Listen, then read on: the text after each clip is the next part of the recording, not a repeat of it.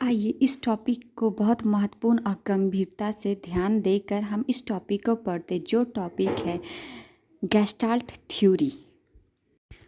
Gestalt उपगम या सिद्धांत का प्रतिपादन।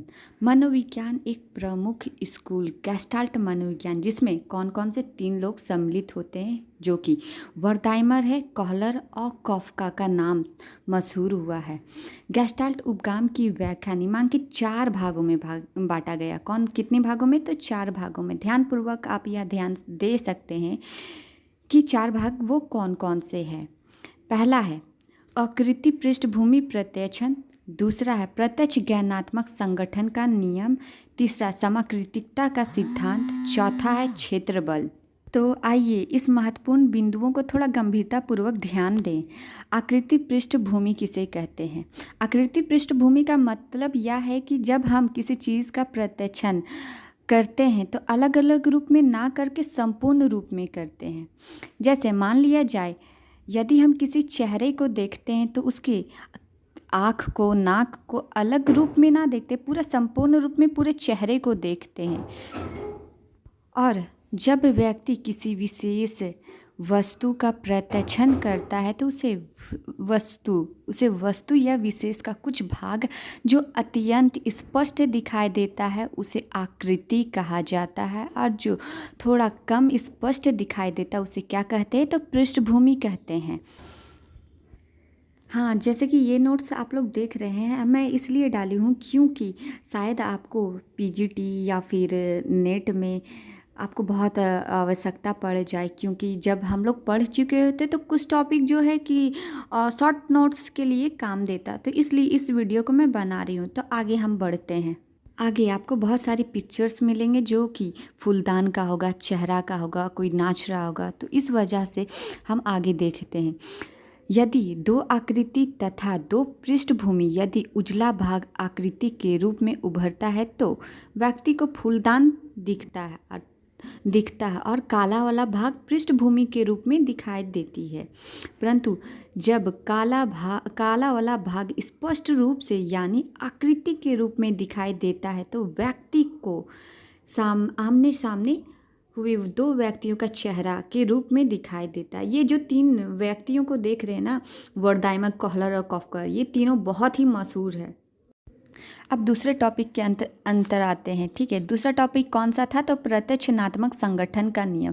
प्रत्यक्षणात्मक संगठन के नियम के अंतर्गत 2 टॉपिक जो आते हैं वो कौन कौन से? एक प्रध्येय नियम और एक केंद्रीय नियम। प्रध्येय नियम के अंतर्गत भी कुछ पॉइंट है जो कि आपको याद होगा, अगर रिवाइज करें तो आपको बहुत अच्छा से क्लियर हो जाएगा। पहला कौन सा है? परिधीय नियम के अंतर्गत पहला है सन्निकटता का नियम, दूसरा क्या है? समानता का नियम, तीसरा क्या है? समामिति का नियम, चौथा क्या है? उत्तर सत्यता का नियम, पांचवा सामान्य गति का नियम, और छठा और इसका परिधि का अंतिम है जो कि है बंदी का नियम। परिधि के अंदर ही एक पॉइंट और है, वो कौन सी पॉइंट है? वो केंद्रीय नियम है। केंद्रीय नियम के अंतर्गत 4 पॉइंट आते हैं। ठीक है, जो कि है अर्थ का नियम, वृत्ति का नियम, अर्थगर्भता का नियम, और चौथा जो है प्रेरणात्मक का नियम। आगे बढ़ते हैं। प्रत्यक्षणात्मक संगठन की जो प्रक्रिया है वो गेस्टाल्ट ने इन अर्जित कारकों के महत्व को अस्वीकृत कर दिया है। क्या किया है? रिजेक्ट किया है। अगला पॉइंट पे आते हैं जो कि तीसरा पॉइंट है, समाकृतिकता का सिद्धांत। समाकृतिकता का सिद्धांत को थोड़ा सा ध्यानपूर्वक ध्यान देते हैं और जानते हैं कि क्या है समाकृतिकता का सिद्धांत।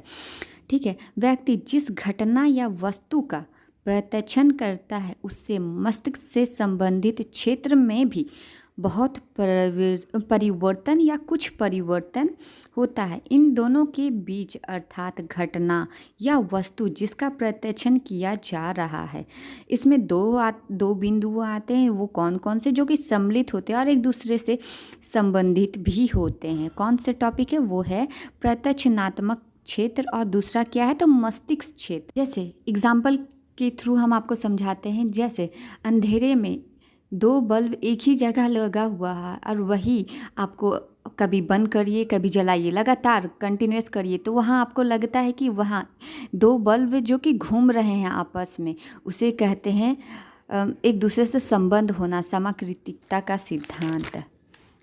गेस्टाल्ट थ्योरी में जो कि चौथा पॉइंट ये है क्षेत्र बल। क्षेत्र बल के अंतर्गत जानते हैं गेस्टाल्ट ने दृष्टि क्षेत्र में 2 प्रकार के बलों को उपयोग किया है। वो कौन कौन से बल है? एक सजक बल, एक अवरोधक बल।